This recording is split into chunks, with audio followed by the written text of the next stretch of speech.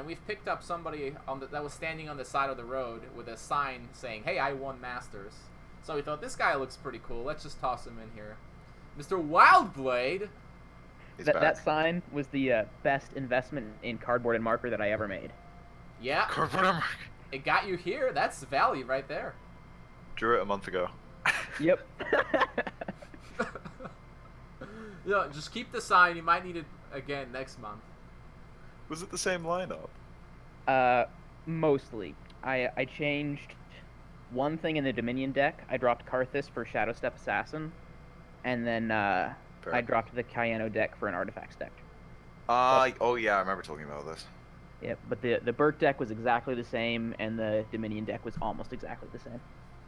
I mean, Karthus for Assassin, it's a pretty decent change. So that you have no life gain in that deck, that means, if you have no Karthus. Just sacking and change souls off of cloning that. Yeah. Which not fast, but it's something. Yep, and the deck usually has enough mana thrown around that it can afford to do it. Symbol of Blood, I think, was the thing that you were playing that most other people weren't.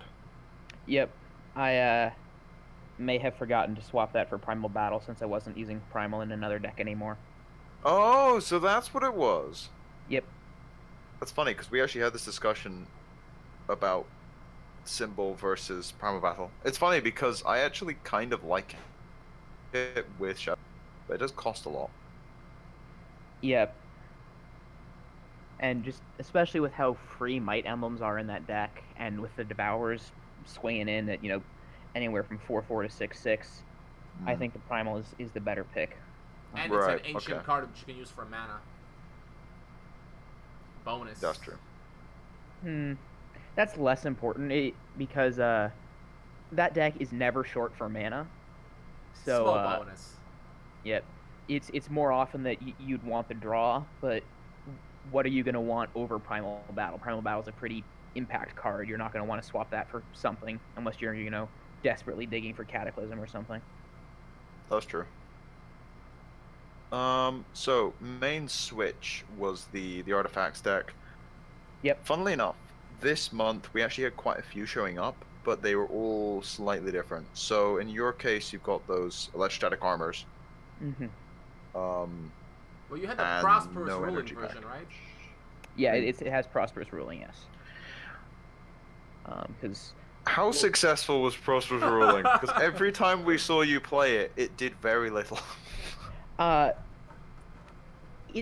Prosperous Ruling is really important against other control decks, because it's your value engine, especially comboed with how many creatures you can summon. I just ended up playing it mostly against mid-range or aggro, where I need tempo more than I need value. So Fair. it wasn't important in those matchups. But in ladder, when I was testing with it, Prosperous Ruling was huge. Okay. That's fair enough. Yeah, matchups do matter a lot with certain cards. Did you ever get to Electrostatic Armor wall someone out of a game?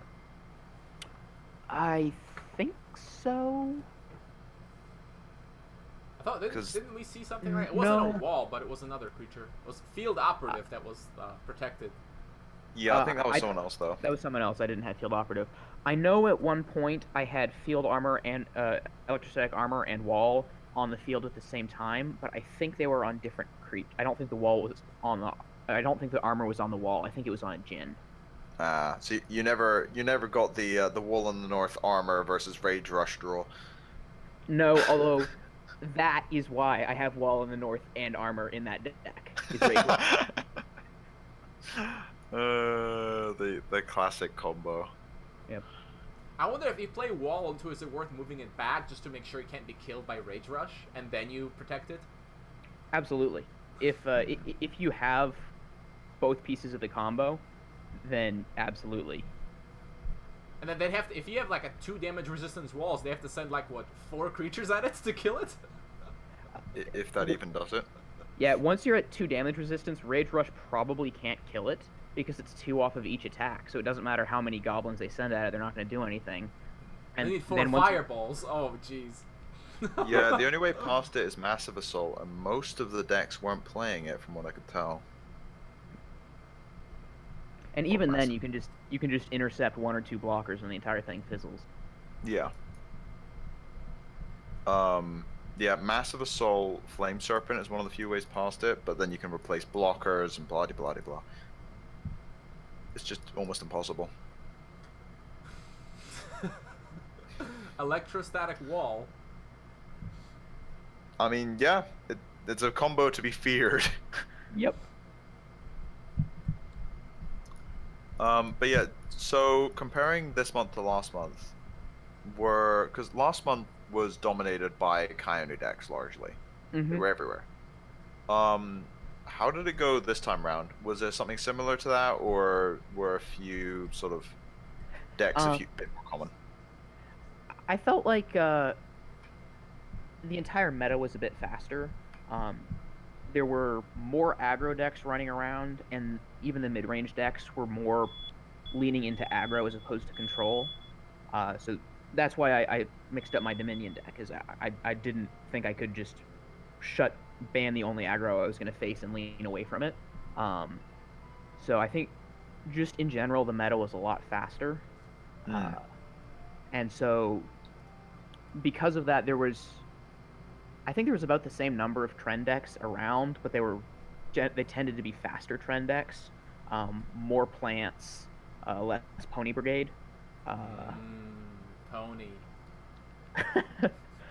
um, but for me, that was the big change from this month to last month. Is everything was just faster. Yeah, that makes sense. What we saw from a lot of people were more Enoch decks that were faster and less sort of mid-rangey, grindy decks. Hmm.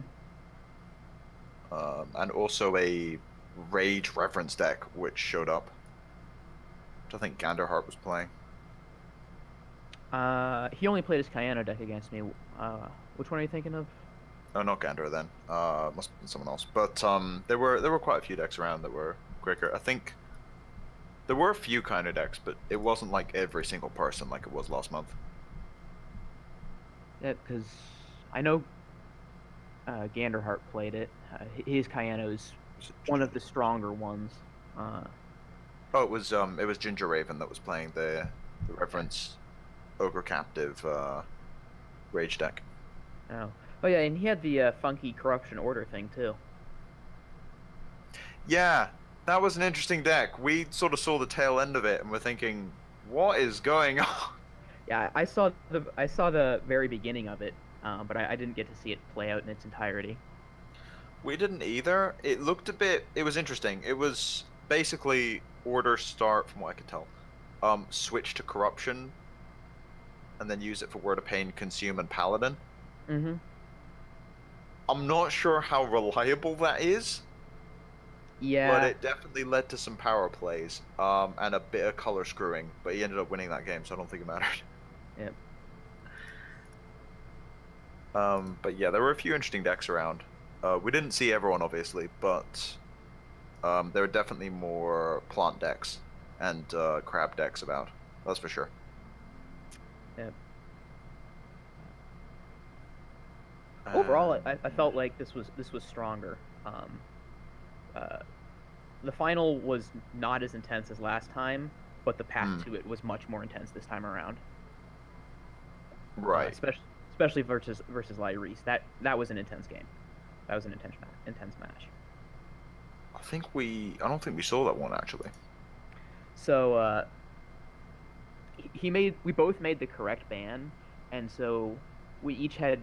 So I was left with Burning Rage and Mono Dominion, and he had Mono C and Rage Rush.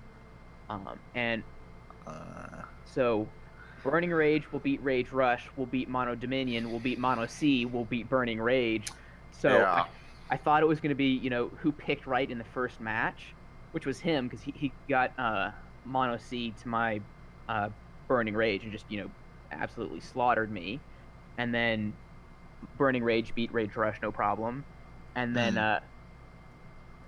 I managed to pull out the Mono D versus Rage Rush matchup, which was, Jeez. yeah, there was some luck involved. I had to, Especially without Cathedral, that's really hard.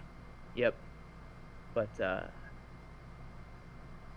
The key was honestly DOing all my katas. Is not trying to go for kata that just takes too long. Use helm as the catch-up card. Yeah. Uh, Huh. Because, I mean, yeah, that sounds absolutely crazy. The thing about Conquest is sometimes you get in situations like that. What was funny was the final was literally an exact, like, just Conquest in a nutshell, which was 3 games, none of which were really that close. well, I'm a The little. last one was long, but I'm not sure if it was ever actually that close.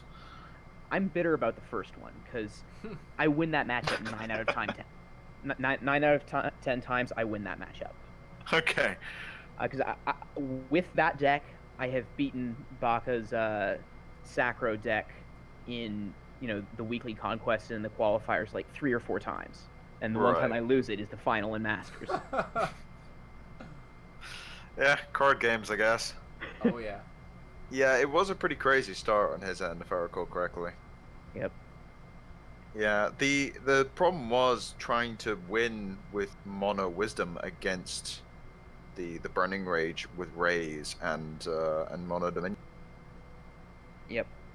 It's just a crazy bad matchup. I mean, the thing was, after the first game with the Mono Wisdom, I actually went and checked the deck list because we can export. Because I was thinking he's not getting any long-term cards, so I just assumed it was an all-in deck. Turned out 4 Word of Knowledges and the drone combo was in there, which is why the third game went so long. Yep. But that matchup is just brutal because it's one of those things where you draw so many cards as Mono Wisdom, but when you're playing against Mono Dominion, it doesn't really matter because everything's a 2-for-1. Yes. Yep. What was his Burke deck, by the way? Because I that was one that I hadn't managed to scout, and so I didn't know if it was Burning Rage or the Wisdom aggro. It was aggro. Ah. Yeah, I think it was pretty much as fast as you can get for it as well. Yeah. The Rage Wisdom aggro deck it wasn't everywhere, but quite a few people were playing it. Yep. It seems pretty strong. I'd probably play with it if I weren't allergic to aggro.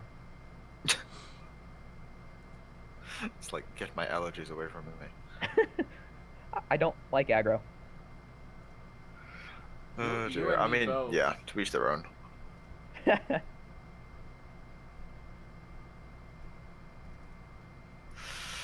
Oh, jeez.